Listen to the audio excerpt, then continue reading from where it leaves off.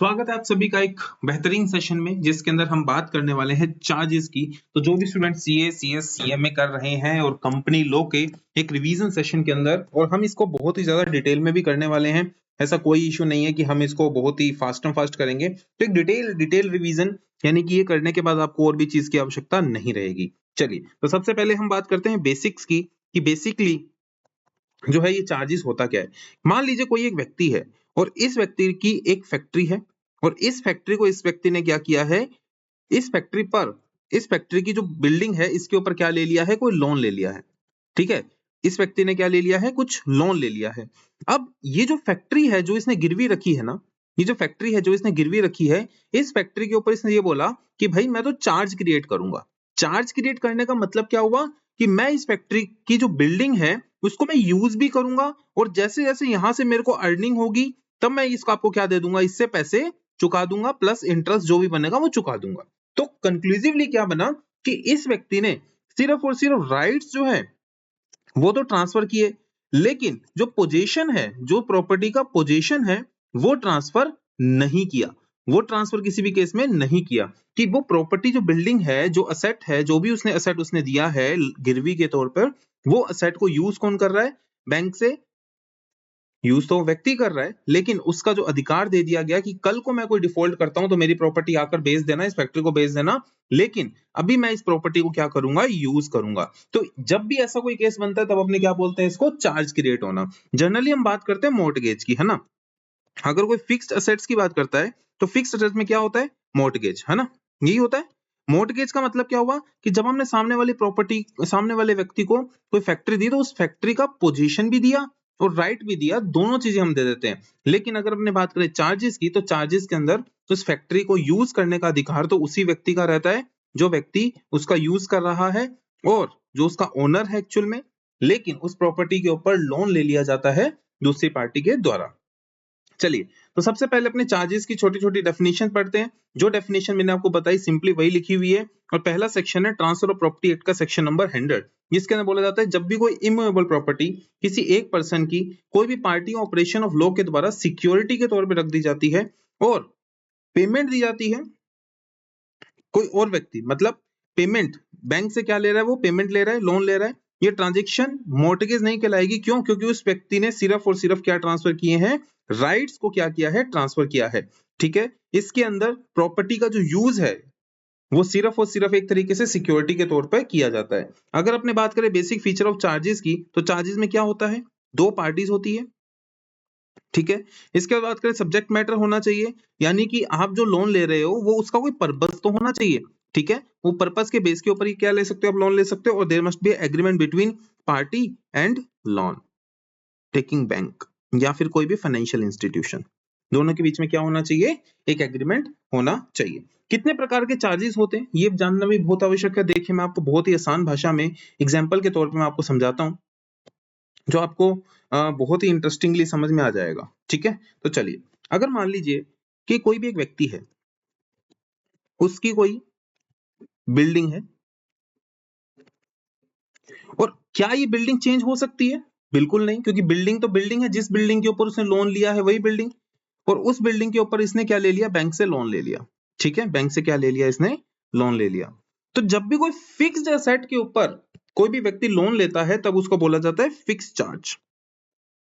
क्या बोला जाता है, फिक्स चार्ज। मान लीजिए अगर यही व्यक्ति है, इस व्यक्ति ने क्या किया, इसका बिजनेस है सीमेंट का, क्या है, सीमेंट्स का। तो इसने क्या किया, एक रूम में मान लीजिए टोटल 500 जो पैक्स है वो सीमेंट्स के रख दिए। मान लीजिए 500 पैक्स रख दिए सीमेंट के, मान लीजिए 500 पैक्स इसने पूरे सीमेंट के रख दिए। अब इस 500 सीमेंट के पैक्स के ऊपर क्या ले लिया, इसने बैंक से लोन ले लिया। समझ में आ रहा है? अब जैसे मान लीजिए इसके पास कोई व्यक्ति आता है और व्यक्ति कोई बाइक खरीददार आता है, खरीदने वाला आता है, तो ये क्या करता है कि इसमें से 100 पैक बेच देता है और फिर 100 पैक नए बनाकर वापस यहाँ पे रख देता है।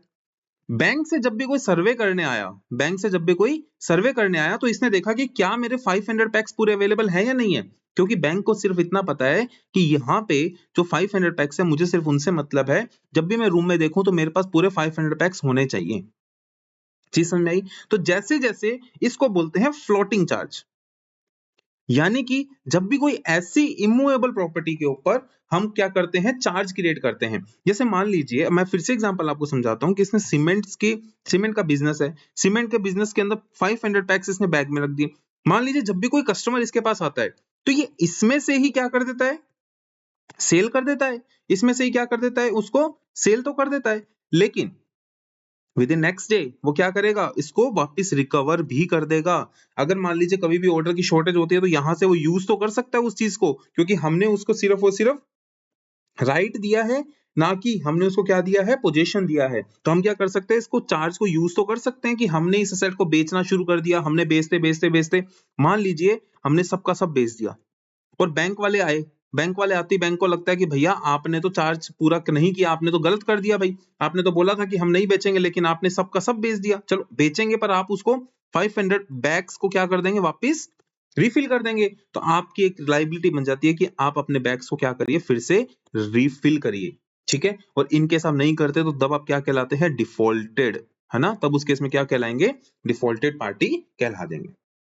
ठीक है, तो क्या होगा डिफॉल्ट में, किस तरीके से चार्ज के फाइल किए जाते हैं, वो सब चीज अपने देखेंगे। तो सबसे पहले टाइप ऑफ चार्जेस में सबसे पहला क्या है, फिक्स्ड एंड फ्लोटिंग। नेचुरल यानी कि एक लीगल चार्जेस बनता है, इसके अंदर इक्विटेबल चार्जेस। ठीक है, इसके अंदर security is attached to the specific और आइडेंटिफाइबल एसेट, जैसे कि मैंने बोला बिल्डिंग, है ना। और इसके अंदर क्या, security remain dormant until it is fixed और crystallized। अच्छा, until it is fixed और crystallized का मतलब क्या हुआ, until it is fixed का मतलब क्या हुआ कि जैसे मान लीजिए यहां पर आने के बाद और ये बैंक आकर देखता है कि भैया आपके पास 500 बैग्स क्या हो रहे हैं, डेली शॉर्टेज में जा रहे हैं। ठीक है, तो आप इसका क्या मेंटेन नहीं कर पा रहे, तो बैंक क्या करेगी, उसके बाद इस फ्लोटिंग चार्ज को कन्वर्ट कर देगी किसके अंदर, फिक्स के अंदर। अगर बैंक को ऐसा लगता है कि आप कोई भी डिफॉल्ट करने वाले हैं तो बैंक क्या करेगी, 400 बैग्स को क्या कर देगी, फिक्स कर देगी कि भैया ये 400 बैग्स आप बेच नहीं सकते हो, और वैसे ही 400 बैग्स को लॉक लगाकर अपनी चाबी अपने बैंक में खुद ले जाएगी। ठीक है, तो इस तरीके के चार्जेस जो होते हैं उसको अपने क्या बोलते हैं, एक तरीके से फ्लोटिंग चार्ज। और कभी कभी वो फ्लोटिंग चार्ज क्या हो जाते हैं, फिक्स चार्ज हो जाते हैं, अगर बैंक को ऐसा लगता है कि भाई कहीं ना कहीं तो घपला है। ठीक है, स्कोप क्या रहता है, created on asset that are ascertain and definite time charge creation. ठीक है, असर्टेन होना चाहिए, मतलब डेफिनेट होना चाहिए। जैसे मैंने आपको बिल्डिंग का एग्जांपल दिया, लैंड का एग्जांपल ले सकते हैं अपने, या फिर कोई फैक्ट्री है, फैक्ट्री का एग्जांपल ले सकते हैं। और यहाँ पे कीप चेंजिंग, देखो यहाँ पे क्या बोला, वेरिएबल एसेट्स। देखो सीमेंट्स एक प्रकार का वेरिएबल एसेट ही तो है, जो क्या होता है, अनअसर्टेन होता है, आता है बार बार, 500 बैग में से कम भी हो जाता है, ज्यादा भी हो जाता है, इस तरीके से मूवमेंट चलती रहती है। लेकिन क्या इसके अंदर मूवमेंट चेंज हो सकती है, आंसर इज नो। यहाँ पे जो बिल्डिंग हमने रख दी वो गिरवी रख दी। I hope this is clear to you. इसके अंदर क्या होता है, फिक्स एसेट जैसे कि लैंड, प्लांट, मशीनरी। इसके अंदर क्या होता है, stock in trade, debtors, receivables, ये सारे पार्ट्स आते हैं फ्लोटिंग के अंदर। Priority definitely has priority over the, मतलब अब एक बैंक की बात करें तो बैंक प्रायोरिटी किसको देगा भाई, फिक्स को ही देगा। लेकिन फिक्स प्रायोरिटी इसको थोड़ी सी कम दी जाती है, फ्लोटिंग, ऑब्वियस सी बात है। ठीक है, disposal of asset, the company can not dispose of the asset without the letter consent, the company can freely legal deal with the asset until the charge is enforced. तो यहाँ पे जो bag से जो अपनों अंदर रखे थे 500 बैग, उसके अंदर क्या कर रही है, फ्रीली डील कर रही है ना कंपनी। तो आई होप अब आपको एग्जांपल समझ में आ गया होगा सारा का सारा। अब नेक्स्ट पॉइंट की बात करें, type of charges based on condition. कुछ कंडीशन बेस्ड के चार्जेस होते हैं, ध्यान से सुनिए। पहला है परिपासु। परिपासु का मतलब ये होता है कि मान लीजिए 3 कंपनियों से इसने लोन ले रखा है, एक तो इसने एचडीएफसी से ले रखा है, एक आईसीआईसीआई से ले रखा है और एक एसबीआई से ले रखा है। ठीक है, तो अब बात आती है कि जिसका पहले चार्ज क्रिएट हुआ है, एक ही एसेट है, मान लीजिए मेरा 100 करोड़ का सेट था और इससे मैंने लिए हैं सिर्फ 20 करोड़, आईसीआईसीआई से लिए मैंने 10 करोड़ और इससे लिया मैंने 40 करोड़। ठीक है, तो जिससे मैंने पहले लिया है चार्जेस, जिससे जिससे मैंने पहले चार्ज क्रिएट किया है, उसकी पहली प्रायोरिटी है कि पहले मैं उसका पेमेंट करूं। ठीक है, तो जब भी कोई मल्टीपल लेंडर हो जाता है, इन proportionate of their outstanding amount require prior consent of the existing charge holder. मतलब प्रायोरिटी ये रहेगी कि अगर आपको, जैसे एक और इसके अंदर एक और चीज क्लैरिफिकेशन कर सकते हैं अपने, कि जैसे मान लीजिए कोई एक फैक्ट्री है, ठीक है, ये फैक्ट्री 100 करोड़ की है। अब मान लीजिए एचडीएफसी बैंक से मैंने 10 करोड़ का लोन ले रखा है, अब आईसीआईसीआई से मैंने 20 करोड़ का ले रखा है, अब मैं एसबीआई से जा रहा हूं लोन लेने 40 करोड़ का। तो 40 करोड़ के लोन लेने से पहले मैं इन दोनों की क्या लूंगा, पहली बात कंसेंट लूंगा कि क्या मैं 40 करोड़ ले सकता हूं, आंसर इज यस और नो। अगर ये दोनों बोल देते यस यस, तो आप ले सकते हो। दूसरी चीज, जब भी पेमेंट की स्ट्रक्चर आएगी तो आप पहले प्रायोरिटी किसको दोगे? इन दोनों को प्रायोरिटी दोगे कि पहले आप 10 करोड़ पे करो, फिर आप 20 करोड़ पे करो, फिर उसके बाद आप क्या करोगे? 40 करोड़ की तरफ जाओगे। दिस इज नोन एज परी पासु। तो first in first out, in multiple lender अगर होते हैं तो इन proportionate of their outstanding amount क्या किया जाता है? चार्ज किया जा रहा है। जैसे हमने 2:1:4 के रेश में कर दिया।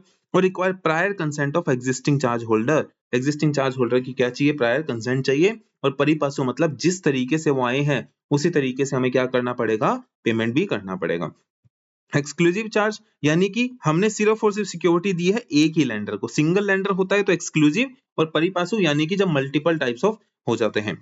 फर्दर चार्जेस मतलब पहले चार्ज होल्डर की कंसेंट से हम सेम असेट को यूज करते हुए एडिशनल लेंडर से चार्ज ले रहे हैं। जैसे कि अपनों ने अभी भी बात करी कि मान लीजिए कोई अपनी जो प्रॉपर्टी है उस प्रॉपर्टी के ऊपर हमारा जो असेट है वो 100 करोड़ का बनता है और हमने ऑलरेडी 20 करोड़ का जो है लोन इसके ऊपर ले रखा था। तो अब हम फर्दर चार्ज लेना चाहते हैं 40 करोड़ का। तो क्या हम ले सकते हैं? आंसर इज यस, हम ले सकते हैं। ठीक है। In case of liquidation the first charge holder get the priority to recovery and second charge hold then after. मतलब पहले अगर कोई कंपनी लिक्विडेशन में चली जाती है मान लीजिए, और ये कंपनी खत्म होने हो गई, अब 100 करोड़ के साथ बिकेंगे तो बिकने से पहले सबसे पहले पेमेंट किसकी होगी? 20 करोड़ की, फिर 40 करोड़ की एंड देन ऑन। तो इसको बोलते हैं फर्दर चार्जेस। अगली बात करें crystallisation of the floating charges. I hope आपको ये चीज समझ में आ रही है। अगर आपको समझ में आ रही है तो आप मेरी वीडियो को लाइक करिए, शेयर करिए and subscribe the channel also. Alright, thank you very much. Let's start. Crystallisation of the floating charges का मतलब क्या होता है? क्रिस्टलाइजेशन का मतलब क्या होता है कि जब भी कोई फ्लोटिंग चार्जेस, हमने फ्लोटिंग चार्जेस की बात करी थी, ठीक है, और इसके अंदर क्या हुआ कि कंपनी के असेट जो है चेंज होते रहे, उसकी क्वांटिटी, उसकी वैल्यू। हो सकता है कि आज उस 500 जो वही एग्जांपल अगर पूरा करें तो 500 बैग्स की आज वैल्यू है मान लीजिए 10 लाख रुपए, ठीक है, और आने वाले टाइम में उसकी वैल्यू हो जाती है 11 लाख रुपए या फिर उसकी वैल्यू हो जाती है 8 लाख रुपए। तो कुछ भी वैल्यू तो चेंज हो सकती है ना, तो उसकी determinant floating until the trigger event occurs and converting into the fixed specific asset। Crystallisation का मतलब क्या होता है कि जब भी कोई फ्लोटिंग चार्जेस को फिक्स के अंदर कन्वर्ट नहीं कर देता, उसको अपने क्या बोलते हैं? एक तरीके से क्रिस्टलाइजेशन। यानी कि फ्लोटिंग चार्जेस यानी कि इसके रेट्स क्या होते हैं? अप डाउन इंक्रीज और डिक्रीज हो रहे हैं, ठीक है, लेकिन उस चीज को हम क्या कर देते हैं? फिक्स कर देते हैं कुछ सर्टेन पॉइंट तक कि आप जो है अगर आपके 500 बैग्स हैं तो आप इसके अंदर 300 बैग्स ऑलवेज मेंटेन रखेंगे, 200 बैग्स के अंदर क्या कर सकते हो? आप डील कर सकते हो।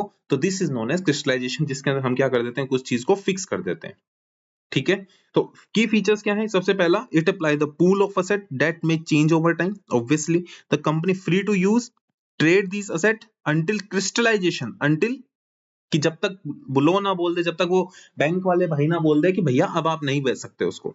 Upon crystallisation charges become fixed on the specific asset.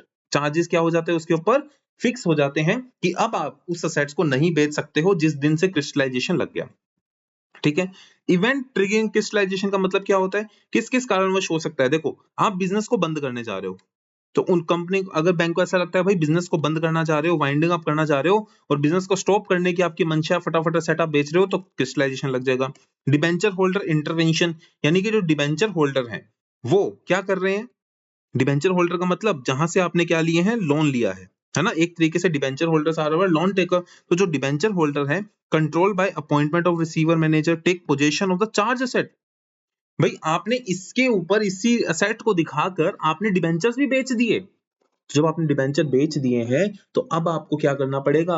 भैया उस डिबेंचर को जब आप रिडीम कर रहे हो और उस सेट को बेचकर पैसा दे रहे हो, तब उस केस के अंदर क्रिस्टलाइजेशन का कॉन्सेप्ट आएगा और बैंक बोलेगा भैया ये हमने हमारे पास आपने गिरवी रखा हुआ था, तो आपने हमें भले ही इसका राइट दिया है, पोजीशन नहीं दिया, लेकिन हम इसको क्रिस्टलाइजेशन में डाल रहे हैं, ठीक है। तो एक प्रकार से क्या लेके आ सकते हैं? वो इंजंक्शन ऑर्डर। देखो, इंजंक्शन ऑर्डर एक प्रकार का इंटरिम ऑर्डर होता है, ठीक है, जो कोर्ट हमें देता है, कोर्ट देता है ना। कोर्ट ऑर्डर देता है कि भैया अब आप इसके अंदर डील नहीं कर सकते। एक बार कोर्ट का नोटिस आ गया तो उसके बाद उस असेट्स को बेचा नहीं जा सकता, ठीक है। अगर कोई if the charge agreement specify condition crystallise occur upon their occurrence, अगर कोई भी ऐसी डीड बन जाती है, इवेंट, कोई ऐसा इवेंट कि अगर आपने ऐसा काम किया तो हम आपका चार्ज क्या कर देंगे? क्रिस्टलाइजेशन कर देंगे। इस तरीके से अगर कोई भी एग्रीमेंट बन रहा है जिसके अंदर हमारे जो असेट्स गिरवी रखे जा रहे हैं उसके ऊपर कोई खतरा आएगा, तो हम क्या कर सकते हैं? उसको क्रिस्टलाइज्ड कर सकते हैं, यानी कि फिक्स्ड जो है कर सकते हैं। I hope this is clear to you all.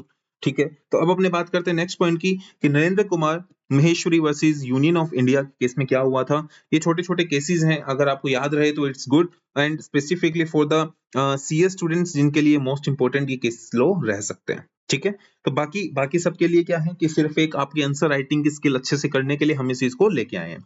Alright, तो सुप्रीम कोर्ट ने एक्सप्लेन किया कि floating charges follow the business operating freely without needing the debenture holder permission. तो उन्होंने यही बोला कि फ्लोटिंग चार्जेस अलाउ करता है बिजनेस को कि वो जो असेट उनके पास पड़ा है और जो वो डेली यूज के अंदर कर रहे हैं उसके ऊपर क्या ले सकते हैं, वो लोन ले सकते हैं बिना डिबेंचर होल्डर की परमिशन के, क्योंकि वो नए एसेट्स हैं। ठीक है, तो debenture holder can crystallise a charge if they feel their securities in risk. तो डिबेंचर होल्डर भी क्या कर सकते हैं, उसको क्रिस्टलाइज कर सकते हैं। एमसीक्यू ये बन सकता है, क्या डिबेंचर होल्डर क्रिस्टलाइज कर सकते हैं? Answer is yes. ठीक है, गवर्नमेंट स्टॉक इन्वेस्टमेंट वर्सेस महिला रेलवे कंपनी लिमिटेड। कंपनी ने फ्लोटिंग चार्जेस किया सिक्योर डिबेंचर के लिए। 3 month interest become due, but debenture holder did not act. The company then mortgage specific asset given the new mortgage priority since the floating charge has not crystallized. तो इसका मतलब क्या हुआ कि 3 महीने तक की पेमेंट नहीं दी, तो डिबेंचर होल्डर ने कोई भी एक्ट नहीं किया किसी बात का, तो कंपनी ने मोर्टगेज स्पेसिफिक असेट जो था, जो असेट उनको मोर्टगेज किया हुआ था, given the new mortgagee priority since the floating charge has not crystallise, क्योंकि वो फ्लोटिंग चार्ज जो था उसको क्रिस्टलाइज नहीं किया था डिबेंचर होल्डर ने, इस कारण जो नए लोग हैं उनको क्या दी गई, प्रायोरिटी दे दी गई।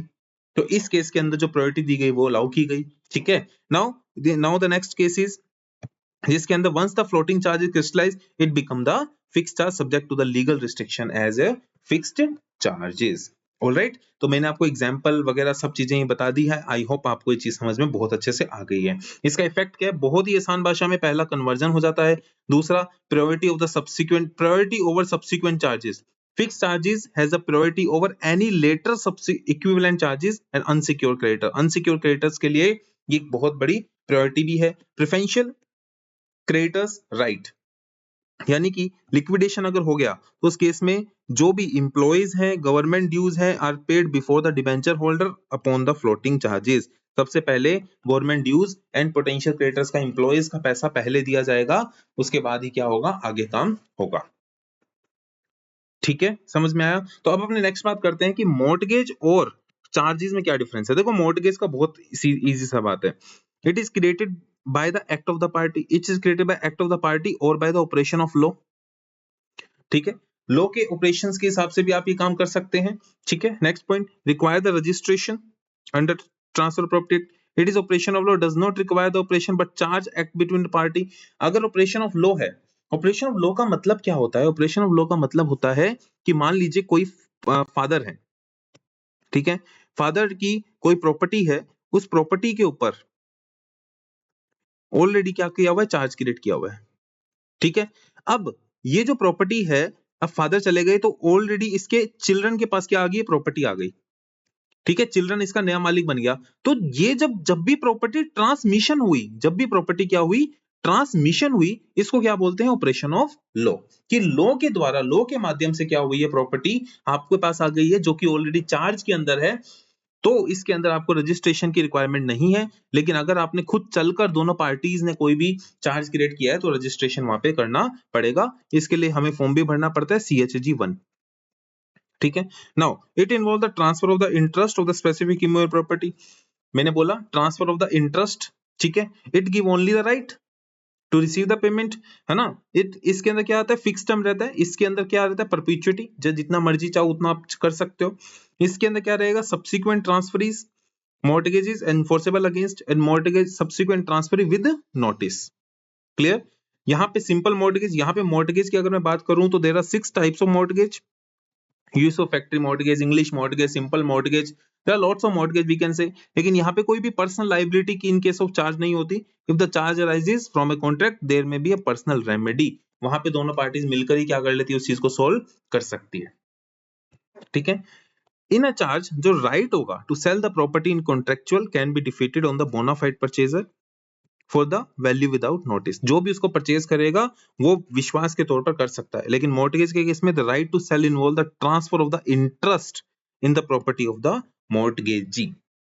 ठीक है, so this is all about it. Now अपने बात करते हैं चार्जेस और प्लेज के बीच में क्या डिफरेंस है, जो कि बहुत ही आसान है। देखो प्लेज नॉर्मली होता है मूवेबल असेट्स का, लेकिन अगर मैं बात करूं फ्लोटिंग चार्जेस की, तब अपने क्या कर सकते हैं, इसके बारे में डिस्कस कर सकते हैं। There is no physical transfer. मैंने आपको बोला ना कि भाई फिजिकल ट्रांसफर तो यहाँ होता ही नहीं है, लेकिन यहाँ पे हम फिजिकल ट्रांसफर भी उसको दे देते हैं। ठीक है, जो भी राइट होगा वो लैंडर के पास रहेगा इमूवेबल प्रॉपर्टी का, लेकिन यहाँ पे डेटर जो रहते हैं सिर्फ राइट आता है इसके अंदर, है ना। जो डेटर जो रहता है, प्लेजर जो रहता है, जिसने गुड्स दिए हैं, वो गुड क्या कर देता है, सामने वाले को डिलीवर कर देता है। ठीक है, और क्रेडिटर क्या करता है, गुड को होल्ड करता है जब तक पेमेंट ना हो, लेकिन यहाँ पे लैंडर कोई भी पेमेंट, मतलब कोई भी चार्ज असेट है वो होल्ड नहीं करता है। ठीक है, वो बेच सकता है जो भी। तो it's easy easy to know, है ना। प्लेजी जो है वो इम्प्लाइड पावर रहती है उसके पास सेल की, अगर मतलब उसी के पास जब असेट पड़ा है तो वो बेच सकता है, लेकिन इसके अंदर वो बेचना नहीं कर सकता जब तक कॉन्ट्रैक्ट चल रहा है। ठीक है, जब तक कॉन्ट्रैक्ट में जो कंडीशन लिखी है वो नहीं होती, तब तक आप उसको बेच नहीं सकते। I hope this is clear to you all. ठीक है, चलिए सबसे पहली बात अगर मैं करता हूं, तो सबसे पहली बात यह है कि every charges whether tangible intangible must be registered. दूसरी बात यह है कि जो इंटरेस्ट होगा वो ओवर असेट होगा। पर्पस क्या रहेगा, to protect the lender to ensure the transparency of the asset. Next point की बात करते हैं, चलिए।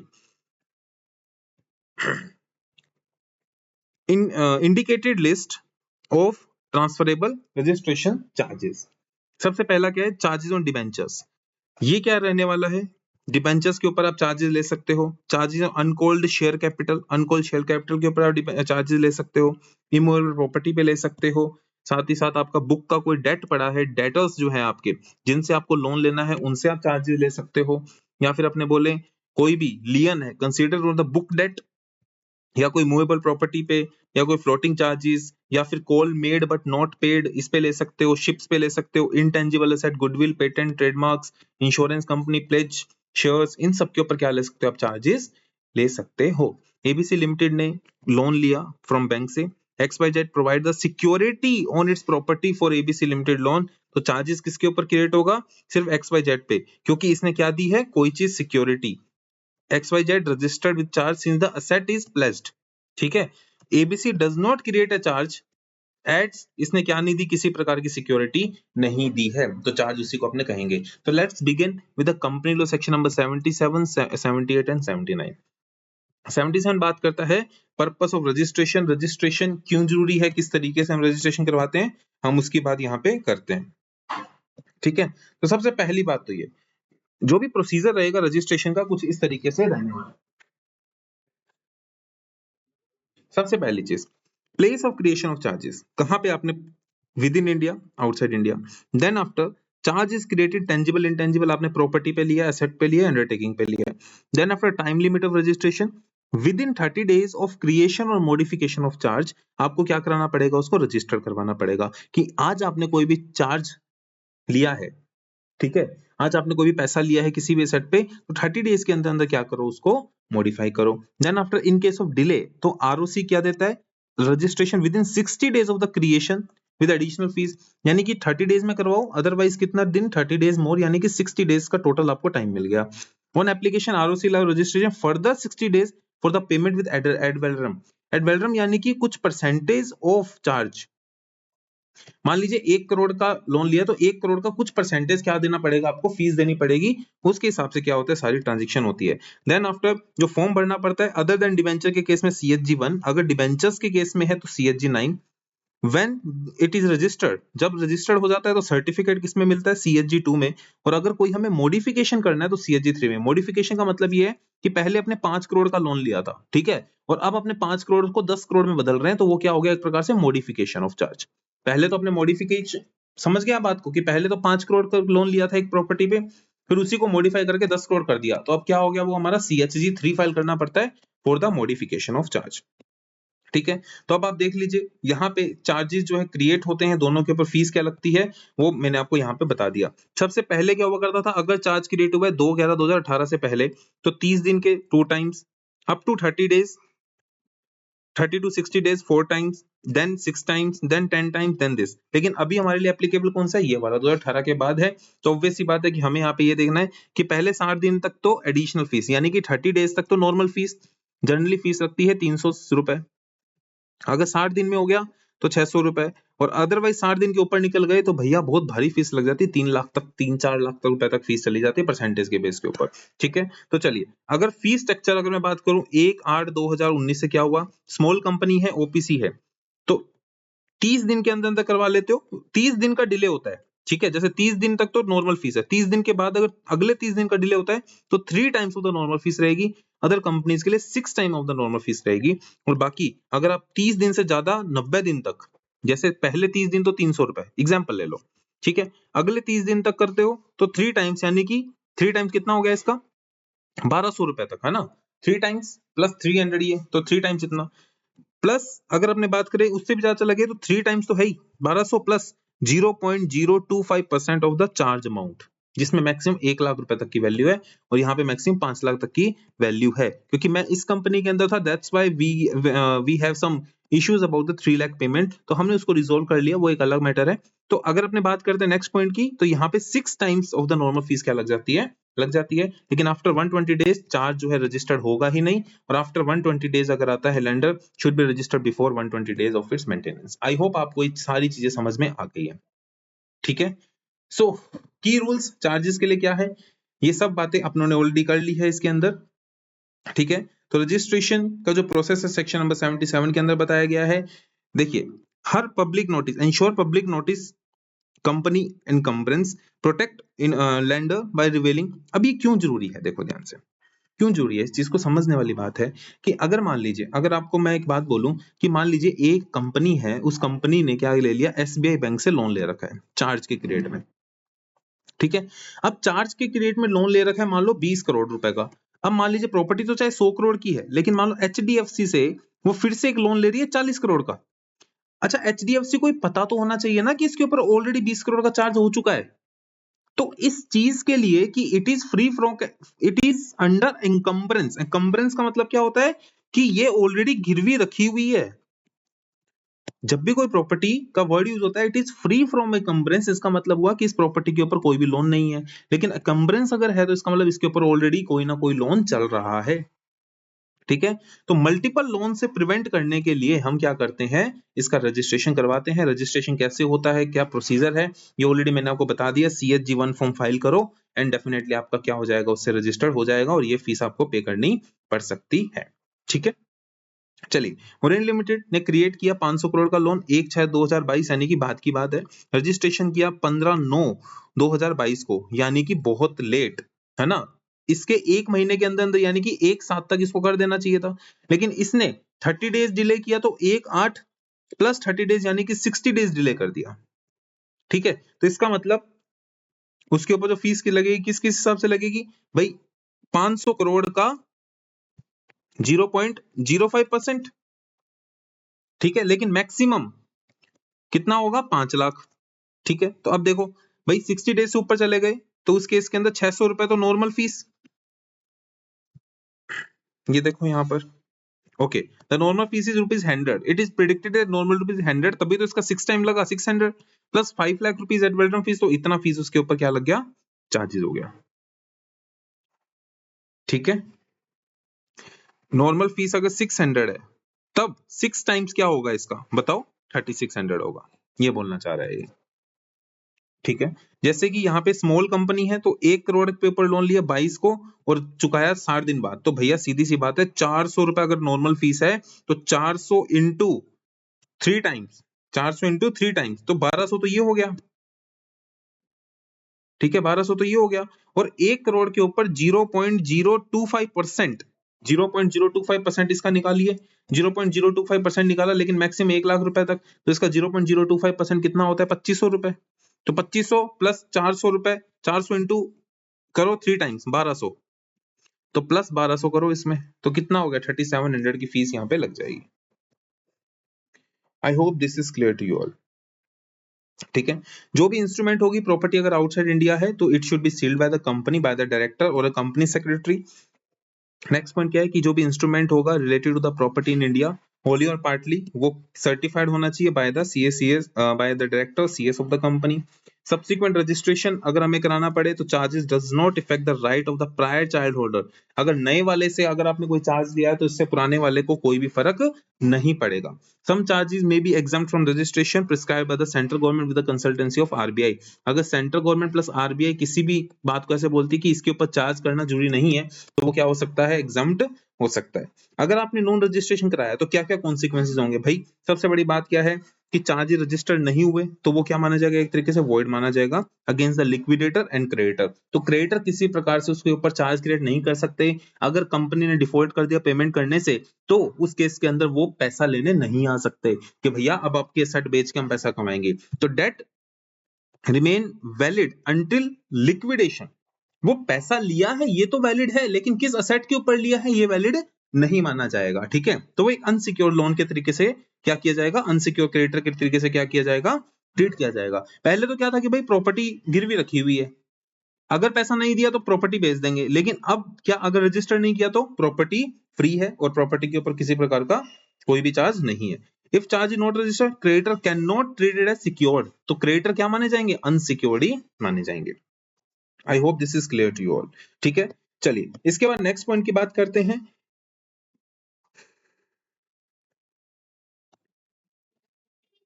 जैसे ये केस लो है 2020 का नेगलेक्ट का केस लो है, वोल्क्सवैगन प्राइवेट वर्सेस श्री बाला प्रिंटोपैक प्राइवेट लिमिटेड। श्री बालाजी ने क्या लिया, लोन लिया परचेज ऑफ ऑडी Q3 और कंपनी ने default on the loan, the company defaulted on the loan and the lender, तो कंपनी ने डिफॉल्ट कर दिया, तो जो भी वोल्क्सवैगन थी उन्होंने क्लेम किया सिक्योर क्रेडिटर स्टेटस। ऑब्वियसली वो क्या करेगी, उस प्रॉपर्टी को सेल आउट कर देगी। I hope this is clear to you all. ठीक है, तो यही एक इंपॉर्टेंस है कि हमें क्या कराना चाहिए, अपने चार्जेस को सिक्योर्ड करवा लेना चाहिए, हमें अपने एसेट्स को क्या करवाना चाहिए।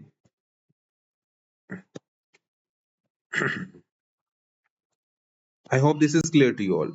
ठीक है, चलिए इसके बाद बात करते हैं India bull housing and Sameer Kumar Bhattacharya का केस है। तो एक बहुत ही इंटरेस्टिंग फैक्ट्स वाला केस है, तो it's only the reading purpose, not to be known to in detail. चलिए अब बात करते हैं application for registration for charges under section 78।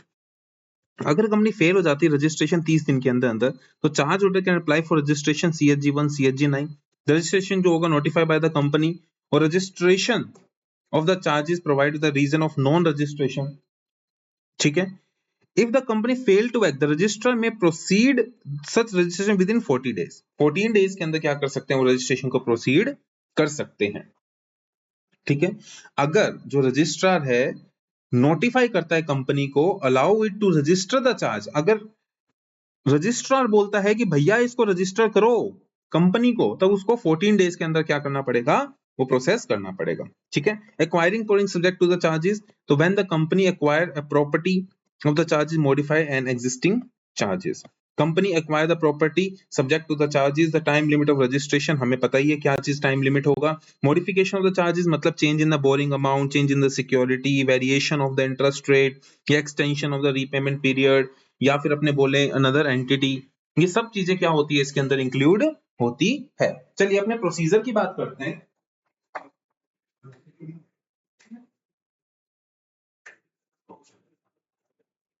Procedure की बात करते हैं, creation and modification of the charges, क्या प्रोसीजर रह सकता है। तो सबसे पहला प्रोसीजर है बोर्ड मीटिंग। सबसे पहले बोर्ड मीटिंग के अंदर क्या करना पड़ेगा, क्रिएशन का एक रेजोल्यूशन ड्राफ्ट करना पड़ेगा। ठीक है, रेजोल्यूशन के अंदर हमें बताना पड़ेगा कि हम अपनी प्रॉपर्टी पे क्या करना चाहते हैं, चार्ज क्रिएट करना चाहते हैं। रेजोल्यूशन ड्राफ्ट करने के बाद शेयर होल्डर्स की हमें क्या लेनी पड़ेगी, अप्रूवल लेनी पड़ेगी अंडर सेक्शन 180A। इसके बाद हमें MGT7 फाइल करना पड़ेगा, क्योंकि हमने स्पेशल रेजोल्यूशन पास किया है, तो MGT7 एक्सेप्ट प्राइवेट कंपनीज, लेकिन पब्लिक कंपनीज में क्या करना पड़ेगा ये। फिर 30 डेज के अंदर हमें क्या करना पड़ेगा, डॉक्यूमेंट्स के साथ CHG1 या CHG9। CHG1 किसके लिए होता है, अदर देन डिबेंचर्स, और ये CHG9 किसके लिए होता है, डिबेंचर्स के लिए। मान लो डिबेंचर्स हम रख रहे हैं गिरवी, उनके लिए। ठीक है, अगर बात करें रजिस्ट्रार अप्रूवल, तो additional fee apply for the late fee beyond 30 days, ये हमने पढ़ लिया। और रजिस्टर्ड जो मेंटेन होगा वो CHG7 में रजिस्टर्ड भी मेंटेन होगा। ठीक है, proper documentation, secure creditor avoid the dispute of the insolvency in this, तो प्रॉपर डॉक्यूमेंटेशन करना भी जरूरी है। Date of notice of charges यानी कि सेक्शन 77 में any person acquire the asset shall deem to be notice, उसको नोटिस दिया होना चाहिए। इसके बाद doctrine of constructive notice, as the registrar charges become the public information over this, यानी कि आपने एक बार CHG1 फाइल कर दिया, ठीक है, और उसके बाद अगर किसी व्यक्ति, कोई भी व्यक्ति उस प्रॉपर्टी पे लोन लेता है, ठीक है, उस प्रॉपर्टी पे क्या ले रहा है, लोन ले रहा है, और तो सामने वाली बैंक को ऑटोमेटिक ये बताने की आवश्यकता भी नहीं है कि हमने इसके ऊपर चार्ज ले रखा है कि नहीं ले रखा। क्यों नहीं बताने की जरूरत? Doctrine of constructive notice section 399 क्या बोलता है कि ऑलरेडी हमने क्या कर दिया, रजिस्टर करके हमने एक पब्लिक इंफॉर्मेशन बना दी है कि भैया हमने सबको बता दिया है कि हमने इस प्रॉपर्टी पे लोन ले रखा है। जब एक बार चार्ज क्रिएट हो चुका है तो उसके बाद बार बार बताने की क्या आवश्यकता? बार बार बताने की कोई आवश्यकता नहीं है। आप खुद अपने एमसीए की वेबसाइट पे जाइए और इस चीज को देख लीजिए। ऑलराइट, चलिए नेक्स्ट पॉइंट का क्या हुआ? नेक्स्ट पॉइंट का मतलब ये होता है कि ऑटोमेटिक वो अपने टाइटल को सर्च करेंगे बिफोर लैंडिंग मनी। तो ये फाइनेंशियल इंस्टीट्यूशन खुद ही सर्च करेंगे। एग्जांपल के तौर पे जैसे कि जनहित लिमिटेड ने 80 लाख रुपीस का लोन लिया पंजाब नेशनल बैंक से by creating charge on office building. If the building is later sold to Sumit, he is deemed to have notice of the charge, cannot claim ignorance। वो ये नहीं बोल सकता भाई मुझे पता ही नहीं था 80 लाख का लोन ले रखा है। अगर उसने लोन ले रखा है तो ये उसने ऑलरेडी पब्लिक में डाल रखा है, तो उसको ऑलरेडी चार्ज का फाइल पता होना चाहिए। इसी के लिए हम क्या कराते हैं, ड्यू डिलिजेंस रिपोर्ट करवाते हैं कि इसके ऊपर कोई लोन है या नहीं है। ठीक है, satisfaction of the charge section number 82 rule number 8, it is important है ना, ये इंपॉर्टेंट है, यही आपके सवाल के अंदर आता है। सेटिस्फेक्शन किस तरीके से होता है? जब भी सेटिस्फेक्शन का मतलब ये है कि आपने पूरी की पूरी पेमेंट कर दी, ठीक है, तो अब जो असेट आपका फ्री हो गया ना, तो जब वो फ्री हो जाता है तब हमें क्या फाइल करना पड़ता है, CHG 4 30 डेज के अंदर अंदर जिस दिन वो फ्री हो जाता है। तो अगर आपने चार्ज फुल्ली पे कर दिया तो कंपनी क्या करेगी, रजिस्टर ऑफ कंपनी को 30 डेज के अंदर CHG 4 फाइल करेगी। अगर डिले होता है तो कंपनी को एक्सटेंशन मिल सकती है maximum 300 days with additional fee. ठीक है, तो registrar directly hold an inquiry satisfaction of the charge falsely recorded beyond the director statement. Based on director statement आप क्या नहीं कर सकते, कोई भी फॉल्स इंफॉर्मेशन नहीं कर सकते हो। ठीक है, बेसिकली मॉडिफिकेशन और सेटिस्फेक्शन में डिफरेंस क्या? अरे बहुत आसान है। मॉडिफिकेशन का मतलब ये है कि हम पहले कोई भी पैसे जो थे 5 करोड़ थे, 10 करोड़ थे, लोन ले रखा था, अब इसके ऊपर एक्सटेंड कर दिया हमने। सेटिस्फेक्शन का मतलब ये हमने पूरी की पूरी पेमेंट कर दी, है ना। When asset is release from charge before full repayment it is treated as modification of charge. भाई हमने पहले पेमेंट कर दी, 5 करोड़ की पेमेंट थी, हमने पहले पेमेंट कर दी, मॉडिफिकेशन हो गया ना, 5 करोड़ से जीरो पे चले गए। लेकिन अगर मैं बात करता हूं कोई भी ऐसा must be satisfied in full, there is no concept of partially satisfaction, ऐसा कुछ भी नहीं है। आपका पूरा का पूरा जो पेमेंट था वो आपने टाइम लिमिट के अंदर अंदर पूरा का पूरा पेमेंट कर दिया। मान लो 5 साल का लोन था, 5 साल के अंदर अंदर पे कर दिया, and that's it. This is the concept कि जिसके अंदर हम बोलते हैं कि हमारा चार्ज क्या हो गया, कंप्लीट हो गया। क्या आपको समझ में आया? Registrar role on satisfaction of charge, इसके अंदर क्या होगा, जैसे CHG 4 जाएगा, ROC इशू करेगा notice to the charge holder and response in 14 days. इसका मतलब जैसे क्या हुआ कि जैसे मान लीजिए हमने चार्ज सेटिस्फेक्शन के लिए हमने क्या फाइल किया, ROC को, हमने ROC को फाइल किया CHG 4। ठीक है, तो ROC क्या करेगा, जो चार्ज होल्डर है, चार्ज होल्डर कौन था भाई, बैंक से ये पूछेगा रिक्वायरिंग रिस्पॉन्स ऑफ 14 डेज कि भैया इसने CHG 4 किया है कि इसका पूरा सेटिस्फाई हो चुका है, चार्ज इसने सारे पैसे चुका दिए, क्या आपको सारे पैसे आ चुके हैं? तो ये क्या बोलेगा, यस आ चुके हैं। कितने दिन के अंदर, 14 डेज के अंदर अंदर। अगर नहीं बोला तो क्या मानेंगे, आ चुके हैं। ठीक है, if no response received then memorandum of satisfaction हम क्या मान लेंगे कि आ चुके हैं। अगर चार्ज होल्डर कंफर्म कर देता है सेटिस्फेक्शन तो नो नोटिस इज रिक्वायर्ड। अगर मान लो ये बोल देता है नहीं आए, तो ये क्या करेंगे, CHG 4 इनवैलिड कर देंगे और इनसे फिर से क्वेश्चन पूछे जाएंगे कि भैया आप बताओ ये चार्ज सेटिस्फाई नहीं हुआ है। तो इसका एक छोटा सा वर्जन, जैसे कि मीनिंग मैंने आपको बता दिया, इंटीमेशन ROC को बताना पड़ेगा, CHG 4 में बताना पड़ेगा, टाइम लिमिट 30 डेज और मैक्सिमम 300 डेज। एक्शन क्या होगा, अगर CHG 4 जो है signed by charge holder, bank अगर साइन कर देता है तो नो नोटिस, कुछ भी करने की जरूरत नहीं है, और ROC मेमोरेंडम और सेटिस्फेक्शन इशू सर्टिफिकेट कर देगी CHG 5 के अंदर। लेकिन अगर CHG 4 के ऊपर चार्ज होल्डर के साइन नहीं है तो ROC उसको नोटिस भेजेगी और 14 डेज के अंदर उसे बताना पड़ेगा। अगर show cause notice is showed by charge holder then ROC inform the company, ROC record कि हाँ भी आपका चार्ज फिर हो चुका है। अगर no show cause notice is shown by the charge holder तो ROC enter the memorandum of satisfaction. तो मतलब बात यह है कि अगर 14 डेज के अंदर इसका रिप्लाई आया यस हमने, हमारे पास पैसा आ चुका है, कोई शो कॉज नोटिस करने की आवश्यकता नहीं है, तब उस केस के अंदर हम सेटिस्फाई मान लेंगे। अगर बोलेगी कि नहीं पैसा नहीं आया तो कंपनी ROC क्या करेगी, इन्फॉर्म करेगी और record the note of register of charge कि आप इसको रिकॉर्ड करिए, भैया समस्या है, आपकी पेमेंट नहीं आई है। ठीक है, नॉर्मल डेज 30 डेज के अंदर अंदर आप क्या कर सकते हैं, फीस के साथ कर सकते हैं late fee 300 days, additional fee 300 days के आगे गए तो रीजनल डायरेक्टर की क्या लगेगी, अप्रूवल लगेगी। आईएफएससी कंपनीज के लिए 300 डेज के प्लस भी क्या है, एग्जम्पशन है, इनको 300 डेज तक क्या एक्सटेंशन मिल सकती है आईएफएससी और प्राइवेट कंपनीज को, ठीक है, चार्ज रजिस्ट्रेशन के लिए भी। सर्टिफिकेट ऑफ दिस सीएचजी 5 ये ऑलरेडी हमने देख लिया है, सीएचजी 5 के अंदर क्या मिलता है, हमें मिलता है प्रोसीजर। प्रोसीजर के अंदर थोड़े से और पॉइंट्स हैं जो थोड़ा सा आप ध्यान से देखिए। सबसे पहले बोर्ड मीटिंग करोगे, भाई हमने 4 सारा पैसा चुका दिया, 7 डेज नोटिस बोर्ड मीटिंग में देना पड़ेगा। सीएचजी 4 जो है हमारा सेटिस्फेक्शन ऑफ चार्ज डायरेक्टर द्वारा या कंपनी सेक्रेटरी द्वारा साइन किया जाएगा। फिर सीएचजी 4 इंटीमेट किया जाएगा आरओसी को 30 डेज के अंदर अंदर। फिर सीएचजी 8 जो है इफ बियॉन्ड 30 डेज तो एक्सटेंशन हमें 300 डेज की लेनी पड़ेगी, किसमें, सीएचजी 8 में। और आईएनसी 28 यानी कि अप्रूवल, आरओसी की approval order, file the ROCs approval order if applicable. अगर अपने बात करें रजिस्ट्रार तो रजिस्ट्रार में सीएचजी 7 जो अपने पहले किया था वो मेंटेन करना पड़ेगा, जिसके अंदर हमने सेटिस्फाई कर दिया। और आरओसी जो है हमें सीएचजी 5 के अंदर क्या दे देगी, सेटिस्फैक्टरी क्या सर्टिफिकेट दे देगी। ऑलराइट, चलिए, on receipt of intimation of the charge satisfaction the registrar issue the charge holder will respond within 14 days. Obviously 14 days के अंदर चार्ज होल्डर हमें बताएगा। Power of registrar to make entries, अरे भाई register जो है वो आपको मेंटेन करना पड़ेगा, ठीक है, अपडेट करना पड़ेगा। प्रोसेस किस तरीके से, जैसे सीएचजी 4 फाइल करो, फाइल ऑफ जो प्रूफ होगा वो आरओसी को क्या करना पड़ेगा, verification, ROC verify the charges is full and satisfactory और नॉट, ठीक है। एंट्री आपको करनी पड़ेगी रजिस्ट्रार के अंदर, पब्लिक रिकॉर्ड अपडेट रखना पड़ेगा। ऑलरेडी आप सीएचजी 4 जब आप फाइल कर देंगे तो ऑटोमेटिक वो क्या मान लिया जाएगा कि आपका पब्लिक डॉक्यूमेंट अपडेटेड है। Satisfaction with in 30 days of the full payment, ठीक है। And next thing is too easy to know, maintenance of the registrar, content यानी कि डेट ऑफ रजिस्ट्रेशन क्या है, अमाउंट कितना है, टर्म्स एंड कंडीशन क्या थी, कोई भी इंस्पेक्शन वगैरह करना है प्रिस्क्राइब्ड फीस के साथ आप क्या कर सकते हैं, कोई भी मेंबर हो, क्रेडिटर हो या फिर कोई भी जनरल पब्लिक हो, अगर वो पेमेंट देती है तो उसके बाद वो आपके रजिस्टर को क्या कर सकती है, इंस्पेक्ट भी कर सकती है। रिसीवर और मैनेजर को क्या करना पड़ेगा, अपॉइंट करना पड़ेगा। अगर कंपनी डिफॉल्ट कर देती है रीपेमेंट के अंदर तो एक रिसीवर और मैनेजर आएगा जो आपकी असेट का क्या कर लेगा, कंट्रोल कर लेगा, और फिर उसके बाद उसकी क्या लगाएगा, वो ऑक्शन, ताकि उस असेट को बेच सके।